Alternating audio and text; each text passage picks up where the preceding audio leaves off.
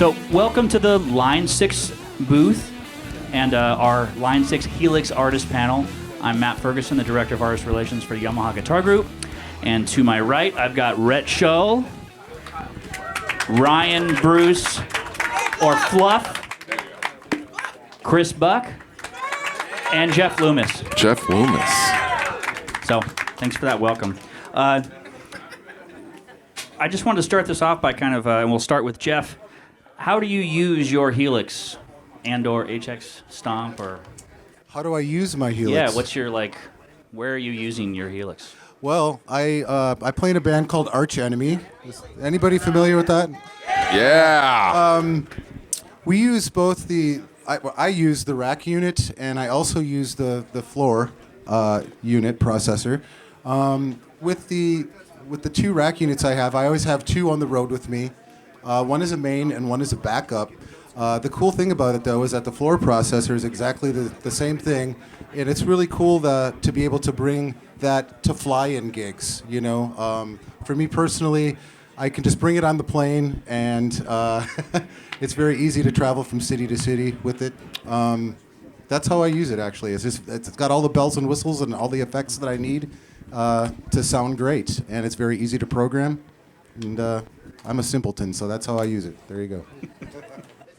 And Chris is kind of new to Helix. He started using it last year, so how's it working for you? Yeah, kind of similar sort of vein, to be honest. The shows were up from the UK, so it's a relatively small place. So if we're not jumping in the back of the van to go around the UK and we're maybe doing some fly dates around Europe, just makes sense to either use the Helix that is going to be, kind of spec on the tech sheet, or throw it in your backpack and take that as your main bag. The bag which comes with the Helix actually makes for a fantastic suitcase. You can fit at least three spare pairs of underwear in there for an entire week. Inside out after a day or so. Yeah, actually, yeah. He's been there. Just the kind of ease of use, and I've done a festival in Prague very recently where I took my preset on a MacBook, plugged it into the back of the thing, and within a couple of seconds it's there, and it is my rig in front of me as it would have been in my house. So yes, just very, very portable, very versatile, very very cool. I feel like that's a tagline. There you go. Ryan, how about you? I started using Helix as kind of more of a problem-solving issue. I had a pedal board, I had an amp, the standard setup for touring. I got sick and tired of the pedal board going down or getting water spilt on it and pedals dying, patch cables, etc., etc.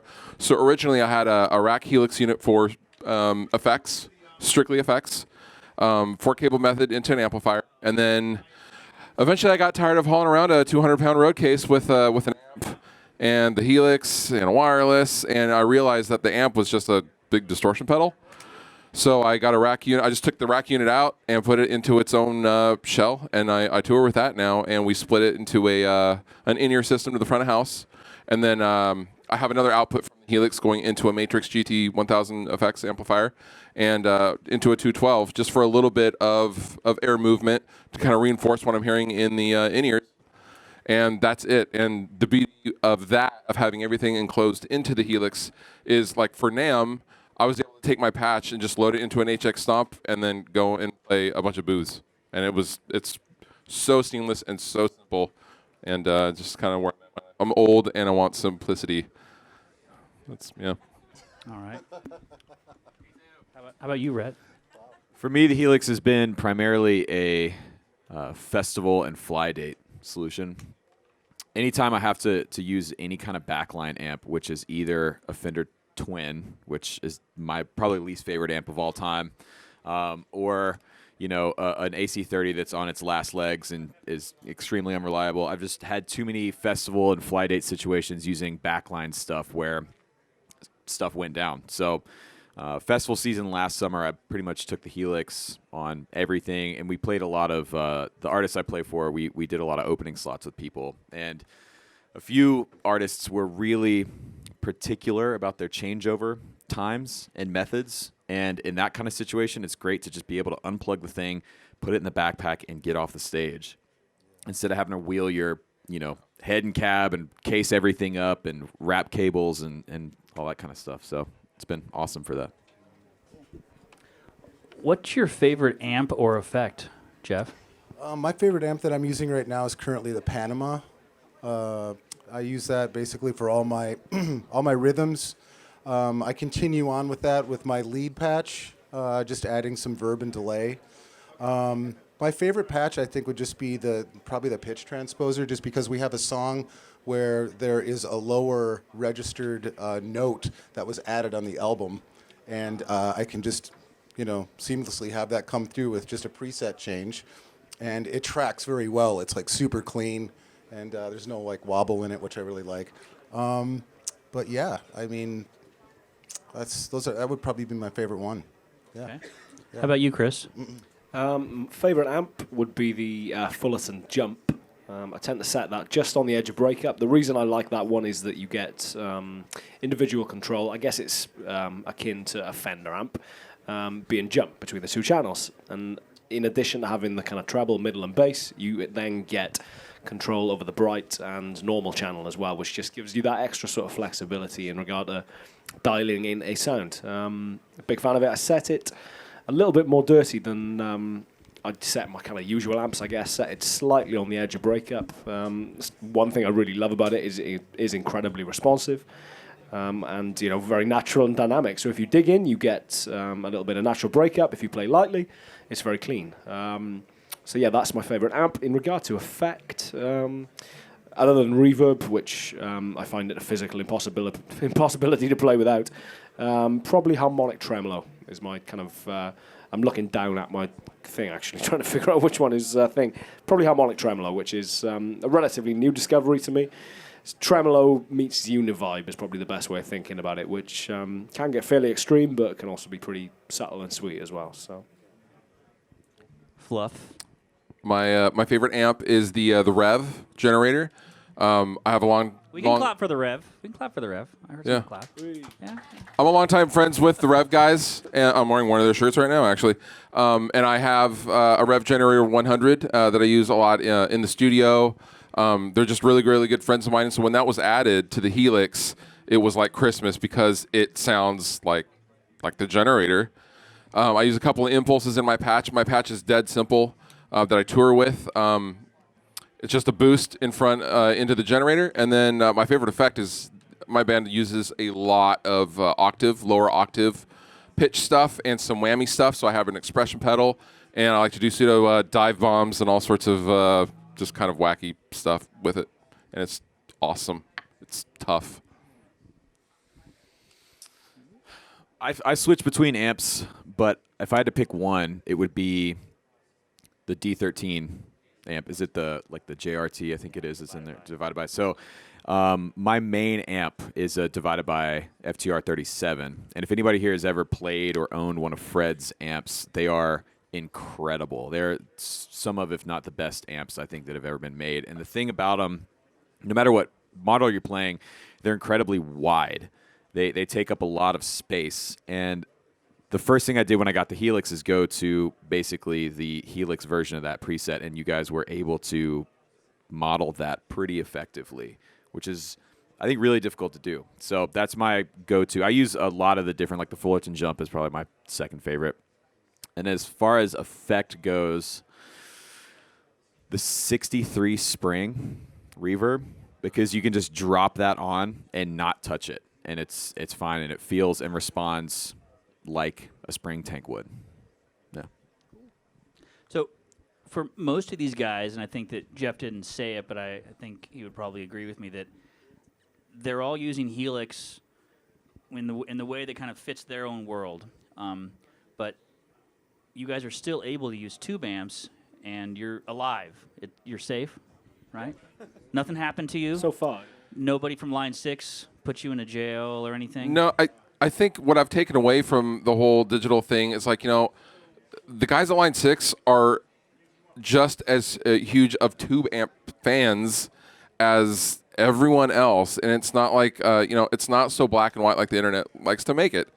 We all love tube amps, and in a perfect world, sorry, Matt, if I had a whole bunch of money and a whole bunch of roadies, I would be playing stacks and stacks of tube amps. Of course, we love 2 amps, but that's not practical. And also, I could buy a lot of guitars for that roadie money, right? So I play a Helix. Yeah. Do you still use a tube amp, Jeff? Like in the studio and Of right? course, yeah, of course, yeah. And you're okay. I'm okay with that. All right. Sure, yeah.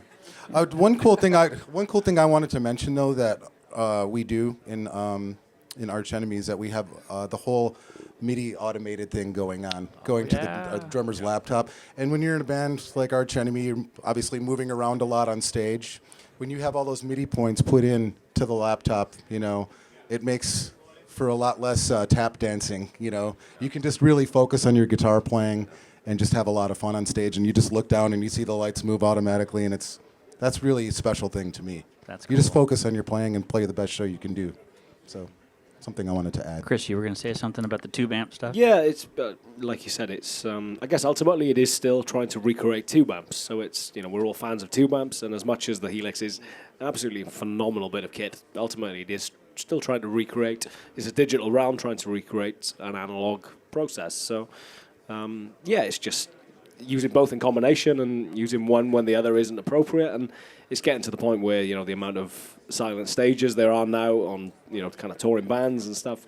It's just a very practical problem-solving application. So Tube amps are the benchmark, right? No matter what you're talking about in the digital world, everything is trying to get to where the tube amp is and how it feels and responds and sounds. But this is a tool, and to me, like everyone else here, we all play live. I don't always want to take my big, heavy, expensive tube amp out on the road, especially if it's like, okay, you're playing outside and you're playing the 2:00 slot in the middle of July, and it's probably going to rain. You're going to get rain. I don't want. It is going to rain. Yeah, and the other thing too about that I like about this stuff is when you're on tour, especially if you're on in-ears, the sound's the same every night.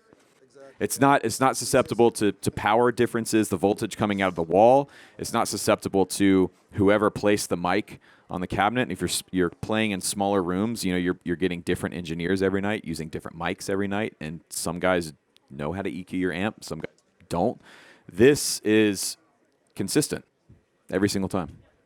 Yeah, the consistency, the kind of ease of use, and just the practicality of it is what makes it work for all you guys, sounds like. Absolutely, because when you're on tour, sometimes you're renting from a backline company. You just don't know what you're going to get. You know what I'm saying? So every night it's extremely consistent and sounding the same, which is awesome. Great, yeah. I mean, it's the thing that we're trying to do at Line 6 is try and find as many ways that we can give people permission to just try modeling if they haven't tried it, because it's you don't have to choose A or B. You can have everything. And who doesn't want everything? I do. I want everything. Hi, Jim Majura. So now we're going to open up the floor to some questions. Does anybody have a question for these? All these guys don't live in Los Angeles, so it's really special that we have them here on our stage. So do we have any questions for anyone here on the stage? Uh-oh. That guy's a really good guitar player right there. I'll repeat your question, Jen. How do you guys connect your Helix to the tube amps? Do you use tube amps? How do you connect the Helix? So the question was, how do you connect your Helix to your amps? Do you use it with tube amps or? Yeah, I'm using just the Seymour Duncan power amp with mine. right. And then what else do we do? We also have it going into like an ISO cab too, I believe. And we use in-ear monitors on stage. So what else was I going to say? We also have it going through a cabinet just so you can kind of feel the push, you know what I'm saying? Which I like, It's important. Yeah, I think so. But that's what we do in Arch Enemy. feel the push. Feel the push. Yeah. I tend to use mine where possible with the Powercab. Obviously, that's not always possible, so depending on situation, either running into the return of an amp, whatever is available. I'm not a massive fan of running direct to front of house. I struggle with IRs a little bit, which is why I'm such a fan of the Powercab, is that sounds infinitely more amp-like to me, I guess. IRs, to me, at least the ones I've tried, sound like I'm playing a recording of a guitar amp. It's a little bit surreal, but the Powercab is just nailed. And obviously that's not always practical, so, you know, the odd occasion where I've gone straight to front of house with a couple of IRs and then coming back through the monitor, but that's kind of worst case scenario for me. But yeah, Powercab in a perfect world. So I connect my Helix into a Matrix GT 1000 FX that I mentioned earlier, and then I go into a cab from that, and then front of house always gets the direct sound, which is what the audience hears. I actually just made a video on this exact setup just a couple of days ago on the YouTube channel. But IRs are actually really, really, really important to the front of house sound, and I have spent several years messing with all sorts of IRs, and I have pretty much settled on some IRs from ML Sound Lab, Miko. He makes some that play well with the Line 6 stock cab, so you can choose and mix and match, and they're just really, really, really damn good. But I'm finally, only recently in the last couple of months, I am absolutely so happy with the tone going to front of house, which means I'll probably still mess with it anyway, because why not, right? And I don't use my Helix with a tube amp at all. I'll use a Powercab or the 212 Plus for some stage volume, because that is supremely important. I learned a very important lesson last year. There's a festival in Nashville called CMA Fest, and it's kind of like a miniature South by Southwest in that you go and you're playing 4 shows in one day and you're just running around Nashville like a crazy person. And so with that, I just took the Helix and we were on wedges, and I had nothing backing me up in terms of a cabinet, which means I was glued in front of my wedge, because as soon as you step out of the firing line of the wedge, Real you lose directional wedges. everything. It was brutal. So I use Powercab when possible, and that's just for stage volume, for stage fill. And then everything else is just going DI to our in-ear rig, and then we have an isolated split from the in-ear rig going to front of house. So most of you guys just mentioned Powercabs. Have you guys tried anything else other than Powercabs? And if you have, how is Powercab different for you as a player, as far as like how it helps get your sound that you've got in the Helix out of it? I haven't tried anything else as far as like the FR thing, but I've played a lot of different guitar cabinets, open back, closed back, 112, 412, whatever it is. And to me, the Powercab, I think you guys did a really good job making it respond like an actual cabinet rather than a PA speaker trying to emulate what a cabinet does. Because so much of a guitar's, an amp's sound is the actual resonance of the cabinet. And I don't think a lot of people talk about that you focus so much on the speaker, which has a huge impact on the sound, but another big portion of it is the actual speaker box resonating. And I think you guys did a pretty solid job of making something that sounds and feels like a normal guitar cabinet. Cool. Anybody else have anything to add on that? Or yeah, likewise. Spent a little bit of time with other full range flat response, but I think, like Rhett said, then it's more to speakers or more to cabinets than just the speaker in them. It's the resonance, and it's the whole package. It's the size of the cab. It's the material that it's made out of. There's so many kind of variables within that that. Yeah, I've yet to find another flat range full response, if that's the right way around. Full range flat response cab that comes anywhere near the Powercab. So Powercab for me. I've never toured and played live with the Powercab for a simple reason. My band is not Arch Enemy. So oftentimes, to save stage space, if they're backlining or even if we're headlining, we will let other bands use our cabs, and that means we have to use guitar cabs 100% of the time. And I don't think that's ever going to change until we become and change our name to Arch Enemy. But until then, we'll use just regular guitar cabinets. But the Powercab is lovely. I've recorded with it and played around with it a little bit at home. It's awesome, but yeah, we can't use them live. so before Ryan's band takes over Arch Enemy, anybody else have any other gonna happen. questions? We're coming for out you. here. For anybody here? No, sir, we did not. No. So he asked if he used the Helix for a specific record group. Okay. Another question. Do you guys use the Helix at home for like home recording as an interface? Okay. Do any of you use Helix for a recording interface at home? I do. Yeah, not as an some interface. stuff. Not as an interface, but I do use it to record for sure. I actually particularly really like it on bass tones. I use the HX Stomp. So I think, personally, the HX Stomp is the best thing Line 6 makes, by far. I'm not telling Rhett no. No, I'm serious. I've been using that, so it travels with me on the road, and it even if I'm using tube amps or whatever, the Stomp always goes with me for two reasons. One, it's a backup in case the amp goes down. I can throw it on the floor, plug my board straight into it, and go. It's also a fly rig. I made a video where I built a little, tiny board that can fit in my suitcase where the Stomp was at the center of it. And then the best thing about it is it's an interface. All you need is a USB cable and a 1/4-inch cable to plug straight in, and you go into your laptop. And so I use it in the hotel room when we're on the road to practice or record, or I've used it when traveling and I need to record guitars and make a video or something. It's extremely powerful. Cool. Good question, Jen. Does anybody other than Jen from Evanescence have a question for these gentlemen? He's asking what would they like to improve on Helix. That is a good question. I know. I requested this earlier today, and as such, I've asked if it could be called the signature Chris Buck tap tuner as opposed to hold tuner. Oh, yeah. That's what I was going to... Just, yeah. Signature thing might be a bit of a stretch. Signature tuner.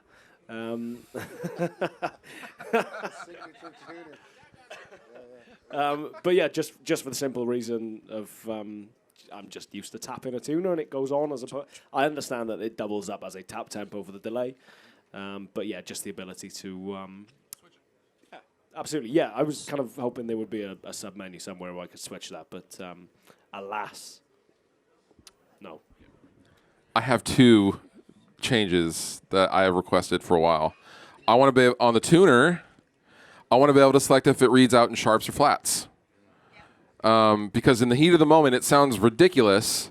But in the heat of the moment, if you hear the intro firing off in your ears and you're trying to tune, your brain farts and you're like, oh, God. That. Also, adding like polyphonic pitch shifting, like whammy pedal kind of a thing. That's what I want for Christmas. I asked Santa. His name is Matt. I don't know. I'm legitimately trying to think of something. I don't know. I can't think of anything.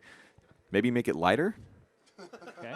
Yeah. Yeah. Because again, like traveling in the backpack, through an airport, you've got the Helix, you've got cables, you've got a whole bunch of stuff, and it's heavy, man.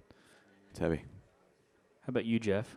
There was that issue with the tuner that Fluff had just mentioned that Diak, my wonderful German tech, was mentioning as well. Yeah. Okay. Good question. Anybody have any other questions before we wrap this up? Going once. Oh.